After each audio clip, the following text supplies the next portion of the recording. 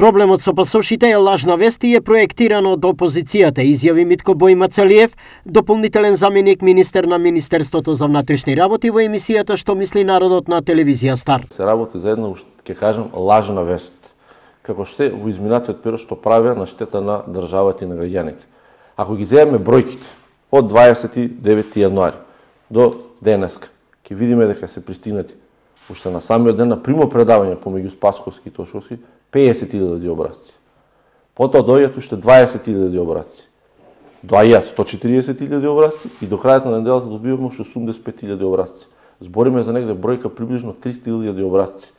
Со тие образци, машините на МВР со капацитетот кој го имаат, со по 3.000 пасоши дневно, слободно негде до крајот на мај, почетокот на јуни, секојдневно ќе може со фул капацитет од 3.000 печатања дневно да работат машините без никаков застој, а на крајот на мај, почетокот на јуни ќе добиваме последната тура од пасошите кои се предвидени негде приближно 2 милиони за промена на пасошите од Република Македонија до Република Северна Македонија. Подеднакво на висок тон се менаџира и со проблемот со возачките дозволи и лични карти, надополни Бојмацалиев. Возачките дозволи, знаете како продолживме рокот, тие можат граѓаните до крајот на годината да ги променат и таму е некоја помала бројка за разлика и за личните карти. И за личните карти таму си важат до датумот кој е втиснат на личната карта. Така. Тоа уште многу давно е демонтирана таа работа дека ќе има казнување или нема да важат луѓето ќе не можат плати пензии да земат, значи таа вест лажна не успеа. Затоа одредени гужви пред нова година причини и после. Не гужви да настанаа од други причини. Во изминатиот период, нагласи Бојмацалиев,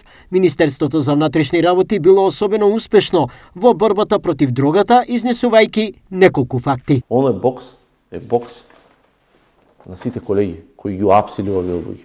Зборам за дрога конкретно. Ако земеме колку милиони евра сме тргнале од бандите, од тие банди кои 30 години никој не се спротистави. Ова 2017 до сега до 2023 да. 426 милиони евра. Вредност на дрогата. Вредност на дрога тргнат од улиците. Тоа се пари кои треба да одат кај криминалците.